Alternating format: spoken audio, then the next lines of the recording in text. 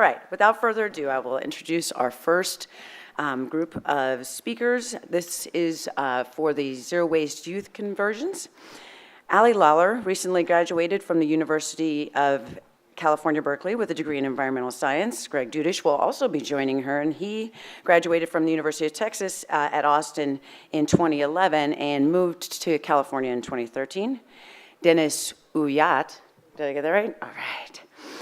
Joined the Rethink staff in October of 2017 as Environmental Education Fellow, and also Alina Bekkerman is here, yes, and has been involved with the SF Green Film Festival, Figment Oakland, Green Mary, Zero Waste USA Z Team, and Zero Waste Youth USA, which is the entity that puts on the Youth Convergence, and she has been the co-director for the past 2 years. The group is going to present on lessons learned from Zero Waste Youth Brazil, where they met with representatives from around the world, and they attended a conference that was largely paid for by the money that they had raised during the youth convergences.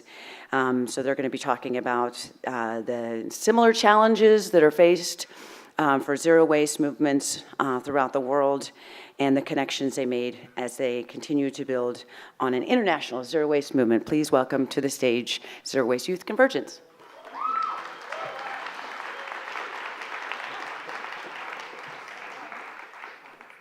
Thank you. So our group here had the opportunity to go to Brazil, and we're thrilled to be able to talk about it in front of you all.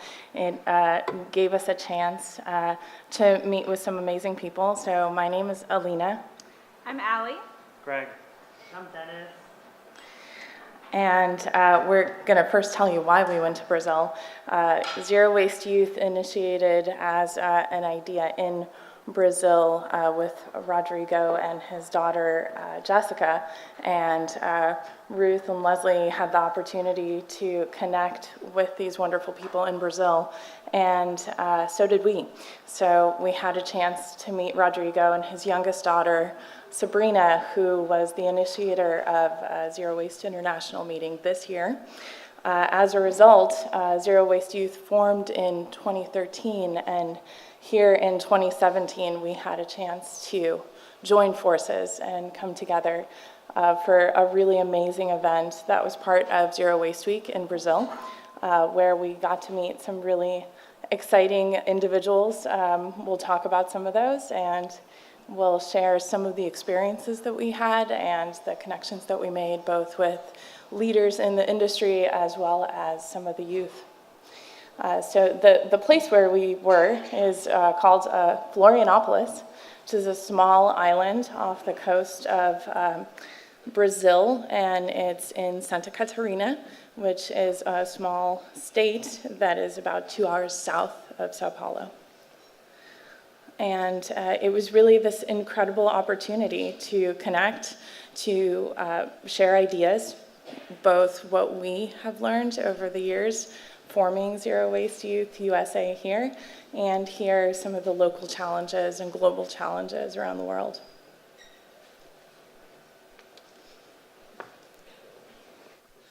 So I'm going to talk about just garbage in Brazil.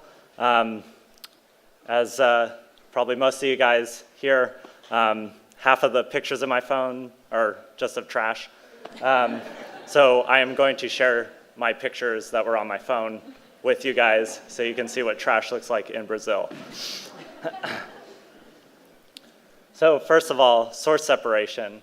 And besides trash in Brazil, there's beautiful artwork on the street. So I took some pictures of that too. That's the other half of my phone.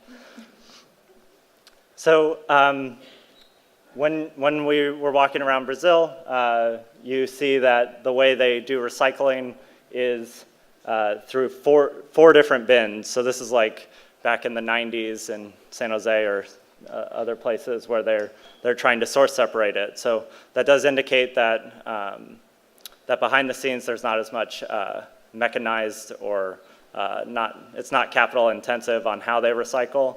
So that just gives a little indication through seeing the way they do source separation. At the airport, it was a little different. They had a little tiny The size was about that big, the opening.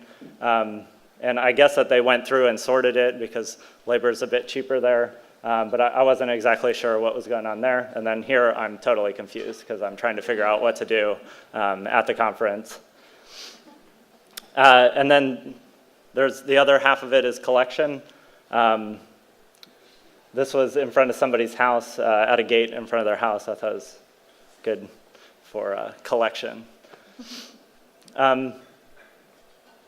There was a few different ways that they did collection in Brazil, like we talked about in the public areas, and then when we're looking at people's homes, you have big bins. The coloring scheme wasn't necessarily consistent.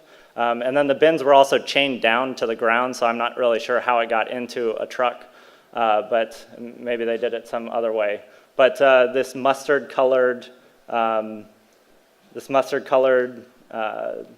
container was organics, so I went over there and I probably trespassed or whatever, and I went over and I looked to see, like, oh, what does organics mean? So I looked in and I saw yard waste, but then I also saw food waste, so they are doing food waste at the curb. And then there's also recycling, which, I don't know, it's a blue bin, maybe it's a gray bin, but they are doing recycling in one bin. And then there's also these bins, these metal bins that are on the side of the road. They just kind of held a bag, and I guess I picked it up. Then there was also this zero waste box in the neighborhood, and it just had a lot of different things that you could go and pick up for free in order to, or that the community wanted to share. And it had instructions on the side, it had shoes, books, just a lot of different things. So. Okay, how does it work? Just the blue one goes next. All right, so I'm going to be talking about the international presence that was in Brazil.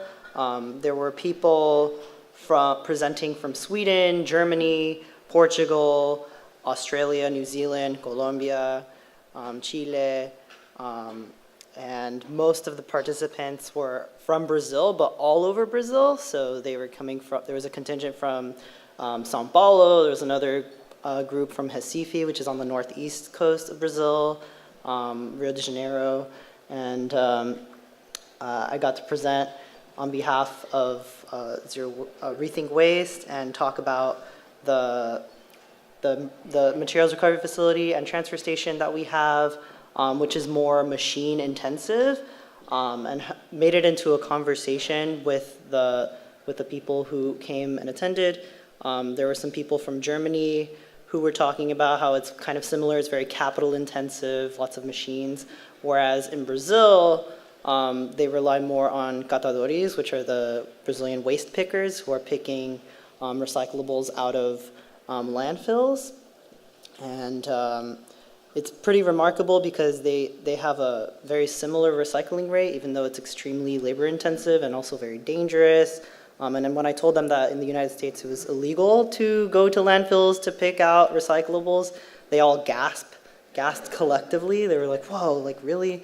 And some of them expressed interest in trying to like move away from waste pickers.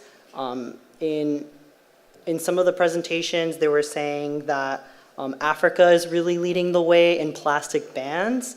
I think Rwanda was the 8th African country to ban plastic outright, where if you're holding plastic or producing plastic, you can be jailed for 6 months.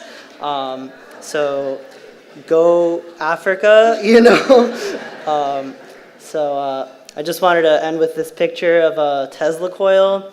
And what I kind of got from the Brazilian experience was there's this need to kind of build international movements because waste is global in scope. There's no one nation that can take on ocean plastic pollution, for example, or all of those international problems. So what I'm envisioning is kind of like a organization or movement that is stronger or like more powerful than the UN, that's able to kind of zap the producers who are responsible for all the waste that's being produced. So I'll just leave it at that.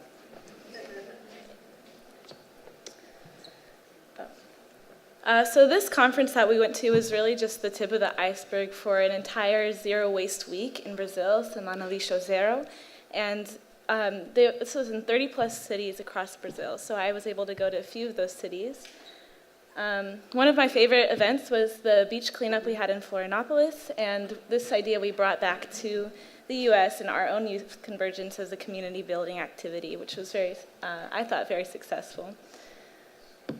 Some of the cities I went to included Joinville, which is a very industrial city, and it has an engineering school in it, and something I learned was that schools are separated by your discipline, so if you're an engineering student, you go to this city and to that college, which makes it a little more difficult to participate in zero waste because you just are focused on one aspect of your education. And Curitiba, on the other hand, is an eco-city. It had really developed bus transit to increase bus use and other zero waste technologies built into the city. And Laguna was a small fishing village, but they had a school supply trading program, and in Florianopolis we saw this collective that was just in a public space. And something I wanted to talk about was in Florianopolis there was questions about how to deal with zero waste and the Amazon, and one of the international speakers spoke about how compost being put on the Amazon is something that can grow back the rainforest, and I thought that was something that a lot of mindsets in the US kind of focus on, which is to have a simple solution for a really big systemic problem. And I wanted to address that the US is a really big contributor in cutting down the forest and producing a lot of waste and putting a lot of pressures on Brazil, and that we can't focus on the solutions of putting compost on the rainforest, but focus more on like what the US is doing and what consumers are doing and capitalist intentions. So that was something I really connected with Brazilians about, and it was made for a really good moment. So we just need to build international communication, collaboration, and continue working with Brazilians and people across the world. So thank you for listening.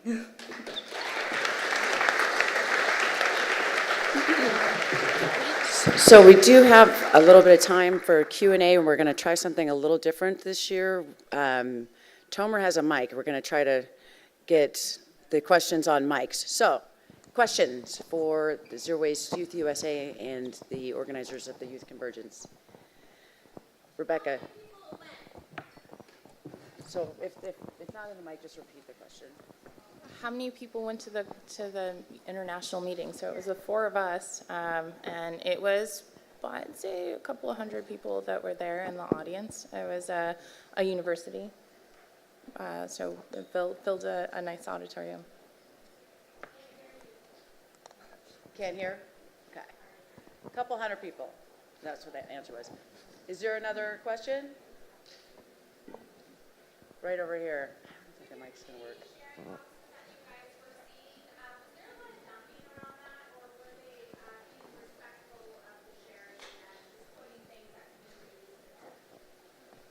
The question was there a lot of dumping outside of that shared community box? No, people just put it in the box, and I didn't see anything that was just junk in the box. Like, in San Francisco, if you see one of those community libraries, sometimes there's like a Coke bottle in there. There was no Coke bottles in that. So yeah, they respected it, and they were into it. So. Oh, there's a question. So one more question? Corner, the corner. Okay. Hi. What do you plan to do moving forward for Zero Waste Youth USA with the experience that you gained from being in Brazil? So we actually took the things that we learned from the meeting in Brazil and incorporating it into this year's 2018 Convergence. And what we're hoping to do for the next international Convergence is, try to expand. So I think the next one might be in 2019 in Rio.